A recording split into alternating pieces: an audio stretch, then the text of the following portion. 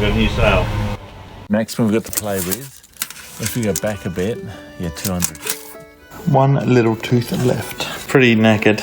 That's not pumping much water at all. This has come from DHL, so it'll be for my Raspberry Pi. Oh, it's pink.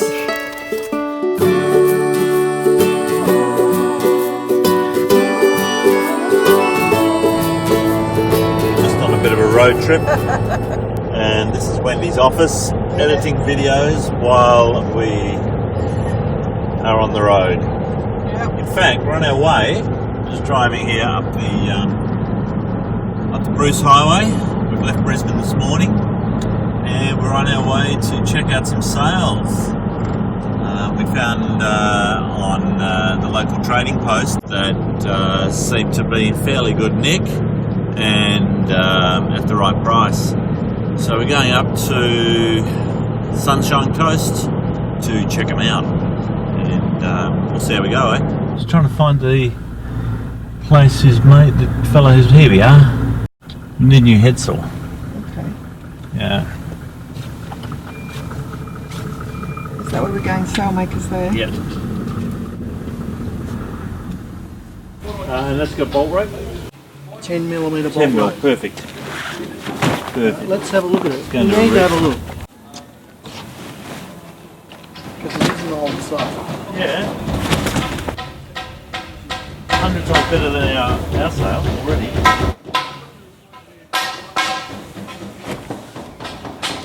So a couple of patches he's going to need. Oh, that's not a hole, it's just a rust spot. Just a rust spot. Bit of sail right.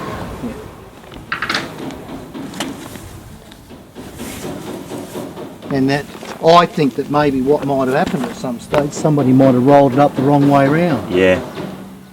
Yeah, that's just That been happens- UV. That happens sometimes. But that's a lot of, that's years worth of UV damage. Anyway, we've got a new sail.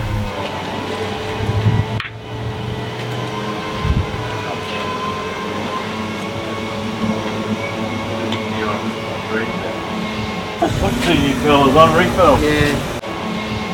They're a good prospect anyway because they don't have any moving parts. No. Well, that was quick and painless. We got there. He unrolled the sail. He showed us all the bits that were wrong with it, which was a bit of staining and 2 bits that need restitching. And I handed over a $100 bill. Rolled it up, put it in a brand new sail bag, put it in the car and off we went. For $100 Aussie. Australian, which is like $50 US, we've got ourselves a new Genoa. It'll be a spare Genoa because it's a bit smaller, it's like a number 3, but you know, I'm happy, yeah. We just got one quoted to be made for us. It was $5,400, so we're pretty happy. So now we're going to look at some more sales tomorrow, and I don't really know where I'm going because I haven't looked at the map. I'm just following this truck because he seems to know where he's going. Yeah, we're on our way to, actually we've just been, because travel restrictions are now have ceased within our state, and we can finally go down and see the kids, which we've been hanging out to do for ages, to see the kids, to see our new grandson. So we've just spent a week down there and had the best time with the kids and the grandchild. So now we're heading back home. The dogs will be missing us, but on the way home we've got little things to go and do and visit, little projects. Yeah, that's what we've been up to and that's what we're doing. So we've got some more sales to look at tomorrow or the day after. But anyway, catch you later. So there's got to be 200 mil highs maximum we've got to play with. If we go back a bit, yeah, 200. So to make it 200 will be good as gold. This is where the new number's going to go. And then I think we're nearly done with this tender. I'm not sure what else he's going to do to it. Maybe he'll pimp it We might paint it orange because it is our life raft. Right, so we've got it centred, it's on line, and cut.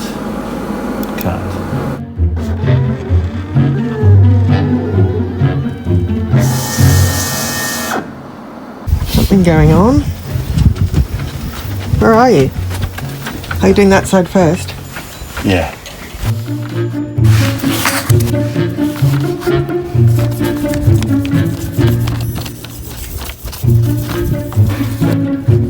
I put it over the top of the rivet. I was trying to miss the rivet. Oh well, I can cut that bit out. Alright, job done. Peanut got a new sign too. So the other day I was coming home from the boat and the outboard started overheating. So I thought, impeller. Just going to see if I was right. Oh, it's a bit hard to get out. There we go. Yep. Look at that. One little tooth left. Yeah, she's pretty knackered. That's not pumping much water at all. So, luckily I've got some spares, so it's time to find all the pieces, which is the hardest part. See, with an impeller, when they go, all these fins, you've got to find all the ones that have gone down into the system, because otherwise you get blockages. So that's the next job. Just trying to work out which way around it goes. That must be water in. Water comes in down here through the vent, comes up through that hole there.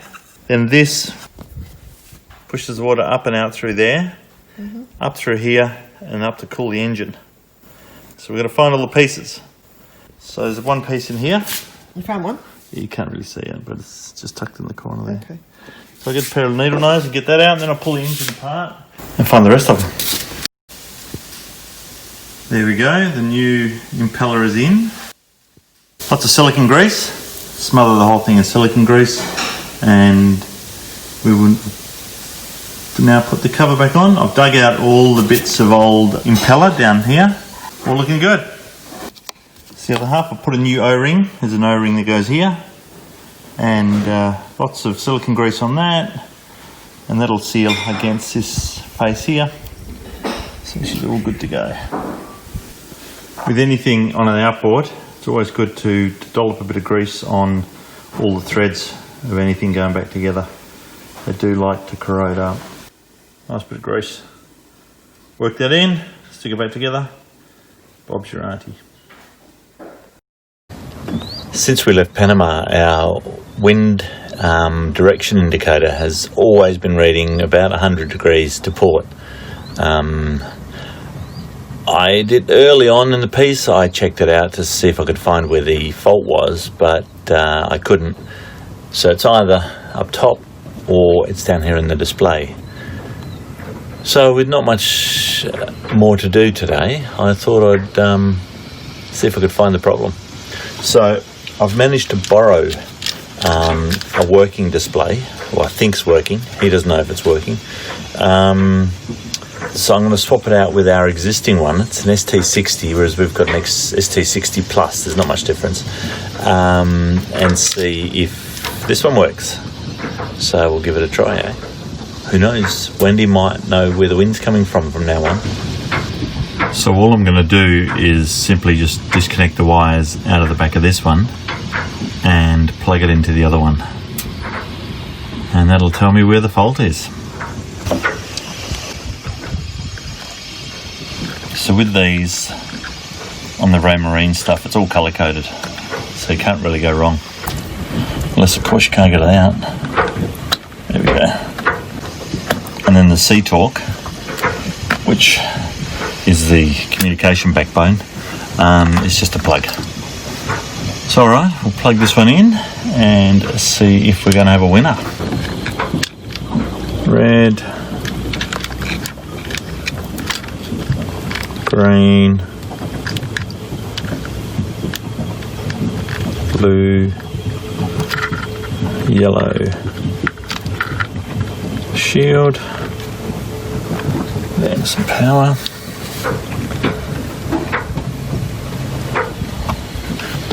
Red, shield, yellow, and if I turn it around,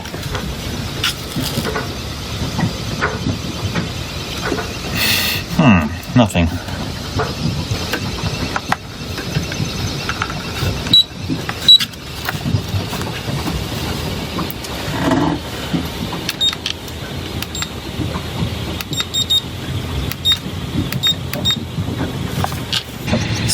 So the first one I tried didn't work, but I had another one, and this one works.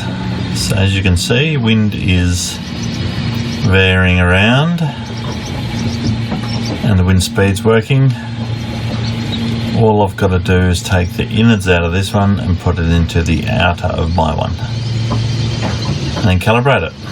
Job done. Here is my original one, which doesn't work, but it's got a good case.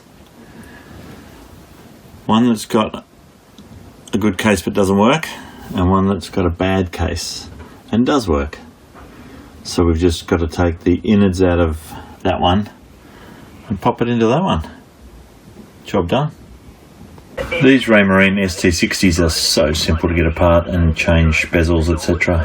You've got 8 of these little screws that just simply come out. So there's 8 of them around the back plate. Then the back simply comes off, and you've got all your terminals there that connect to the motherboard. You've also got this sealing washer here, or gasket, that goes all the way around. Sometimes it sticks to the back plane as you get it off, but anyway, all that's left now is are these 3 screws here, which hold the bottom of the motherboard down. That's where your buttons are, so that's where the main strength is. Undo those. There's tiny little metal washers there, don't lose them, and then we can take this motherboard out and swap it over to the other one. Once we get those 3 screws out, just grab the centre bit, gently wiggle it, and voila, out comes the old display. So you can put that down, and here is the old bezel with the shiny one. So we're going to put the guts out of this one into this one. Now, so this was the good one and this was my one, but the good one's pretty knackered. This is just the back plate, so this is just a connector strip. So what I'm going to do is not put that one back on the unit, but I'm going to put my old back on the unit. If you do decide to ever pull one of these apart to change the bezel, because the glass cracks on them, it's quite normal.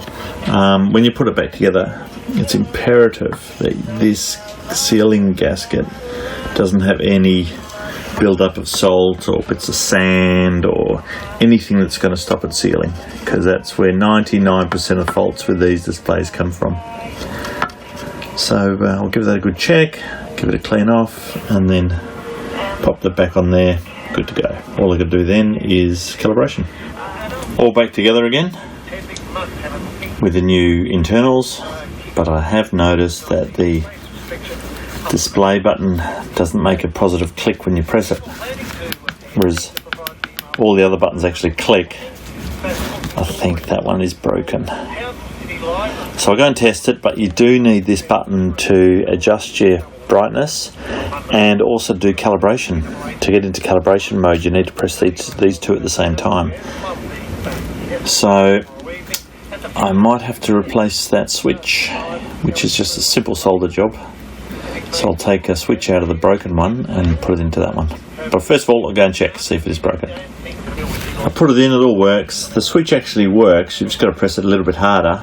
Now, it's a big job. I've had a good look now, and to take out one out of here, out of the broken unit, is I've got a good chance of destroying the switch while getting it out. They're soldered on both sides, back and the front, and it's a bit of a job. So what I'm going to do is order a switch, if I don't have a spare one at home, and retrofit it, put it in later on, because that switch is working for the time being. So that's what I've decided to do. Okay, action.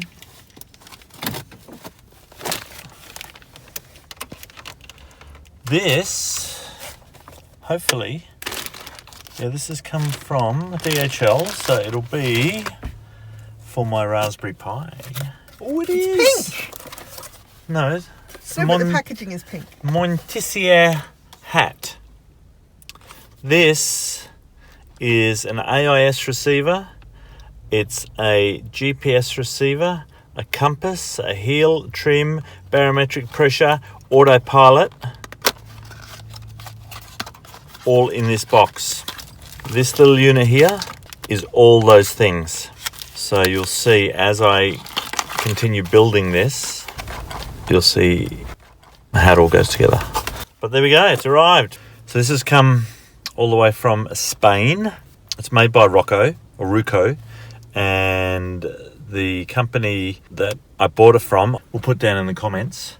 So in case you do want to build your own, I'm going to do sort of, as I build it, I'll list all the pieces I use. Can I ask you a question? Yes. Well, for the people who have no idea what I'm talking about, you are talking about, because we introduced the little Raspberry Pi. What I'm building is a backup navigation system for the boat, which I'm building using what's called a Raspberry Pi, which is a small computer, which then runs off Linux. And by putting this unit together with it, we have the beginnings of a complete navigation system for the boat. But this is also going to incorporate a Wi-Fi access point. It's going to incorporate a media server. It's going to be everything built in one unit for the boat. So stay tuned. And what's the advantage of a Raspberry Pi? It uses low power. It's very, very cheap to buy. It's very versatile, and it's a bit of a learning curve, so it's good fun. So it's been a day of picking things up. I just picked up stuff from the post office, now I've been to Repco, and finally I've got some brushes for the alternator for the Volvo Penta. So now I can rebuild the alternator. So I've got brushes, I've got bearings. Next time I'm home from work, alternator rebuild.